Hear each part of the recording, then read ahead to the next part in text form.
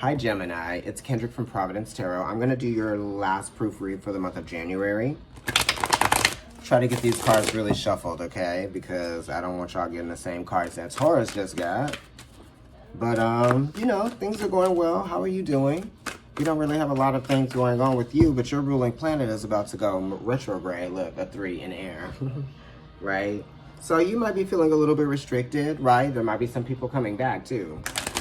Just be mindful of that. Where's it going? It's going to be like in Aquarius and in Capricorn. Capricorn for you is what? Like your 8th house? Yeah.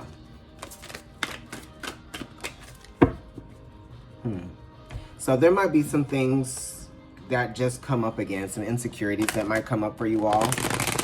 Right?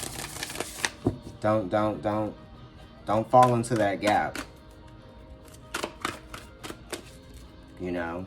Just try to work your way through it. Use your creativity to help you through, you know, and really just try to make sure that you're on your P's and Q's and you're dotting your T's and you're crossing your I's just within your everyday life. You know what I mean?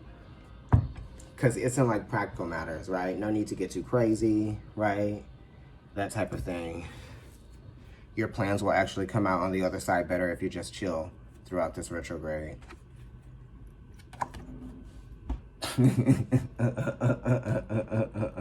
Right. Just play it cool. You know what I mean? It's kind of like keep the boundaries that you need to have in place. Focus on you. You know, that's kind of like this Aquarius energy. And that's kind of like the 3rd degree of Gemini, right? Because the 2nd degree of Gemini would be like Libra energy. And then the elevated point is Aquarius. So, you know how Aquarius is. It's kind of like standoffish, right? Very, gaining some perspective. So definitely use this time during the Mercury retrograde to gain the perspective that you need. Come into your mental power again, you know, the power of the mind and the places that the power of the mind can take you. Also, like reading more. Use this Mercury retrograde time to kind of like brush up on some of your information, you know what I mean? Because it's all about wisdom and information and knowledge with the King of Swords being Aquarius. It's 1/3 Capricorn, so this is literally the area where Mercury will be like making its retrograde transit, okay? Yeah, yep, definitely being very practical so that you don't get too overwhelmed by anything, right? Also staying up late, don't do it, right? Try to get the rest that you need, okay? Even if you're, yeah, gotta meditate as well. That's gonna bring you into that mental, you know, power, that stability. What is that?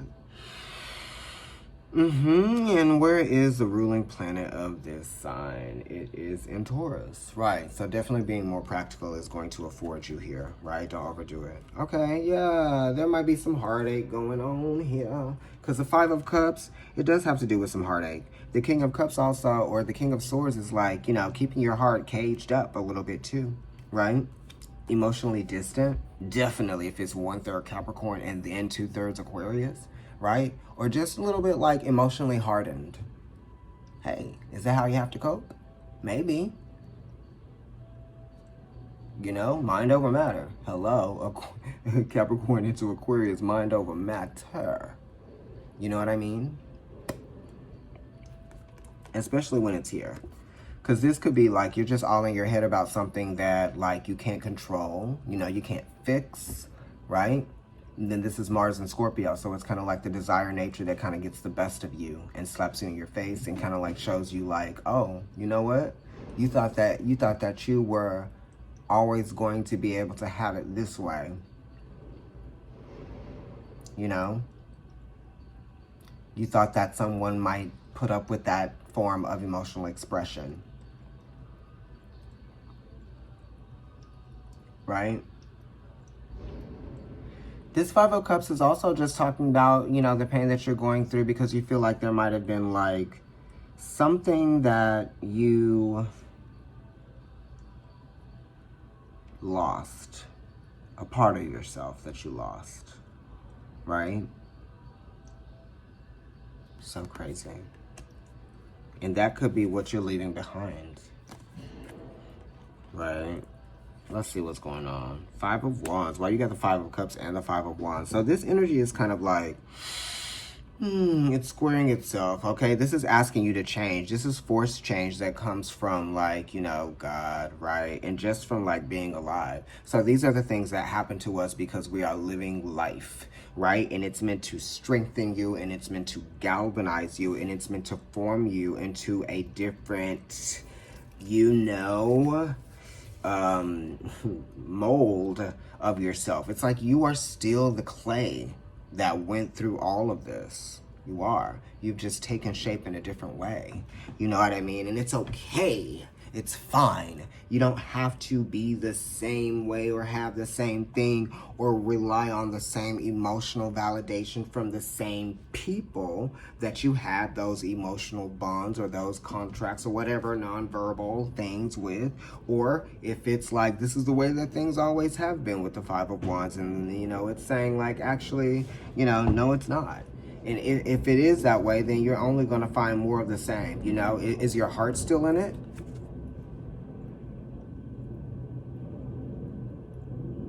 You know? And what does it mean to be kind of cocky and maybe even a little bit like, you might even be dealing with some people that just kind of like want to like mess with your focus, right? So that's why you need to pull away from bitches, because they're gonna try to mess with your focus. And don't let anybody get up in your focus, okay? Right? Not gonna dismantle me. Right? And don't be so down on yourself, right? Life shows us that there's always going to be something that we don't have that other people do. Some other talent, some other skill, right? Focus on yourself and what you're doing. Okay? Right. Three of Cups. Yes, the Wheel of Fortune. Seven of Wands. Hello. Right? So the Three of Cups is talking about like being in the environment that you feel like you thrive in emotionally, right? And this is your own safe space too, your own safe haven, right? You got to feed off of your own positivity that you reinforce. Reinforce positivity, okay? Okay, and this is positive emotional validation that comes through creativity, okay? And it comes through healing and doing things for yourself that are therapeutic, okay? Right? And also putting good foods into your body, you know, vitamins, all that kind of stuff, right? The threes related to Cancer in the third ray, right? This is Empress energy, feeding, right? Connectivity, hello. So what you put in there, that's what you're going to get out of it, right? So stop focusing on the negative and turn your cup up and give cheers to the positive, right? You control your environment. Don't let that pollution come in. Ew. Here we go.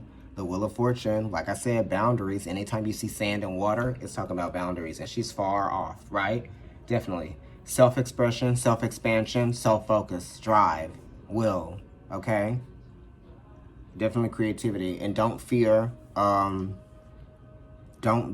be afraid of being aware of your own limitations.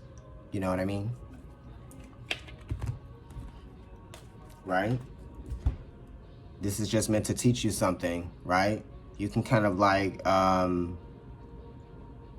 you can change and shift and grow, right? It's like the limitations are there, but the limitations are there to show you what it is that you need to work on, right? Or the limitations are there to show you a different way, a different tactic, right? This is a new stride for you, okay? New stride, new tide, coming in with a new size. Okay, so I'm going to see you guys later. Providence Tarot, like, share, and subscribe. Comment on the video. Follow me on Instagram. It's Providence Tarot there, and it's also NYC Kendrick. Bye, Geminis. Happy retrograde.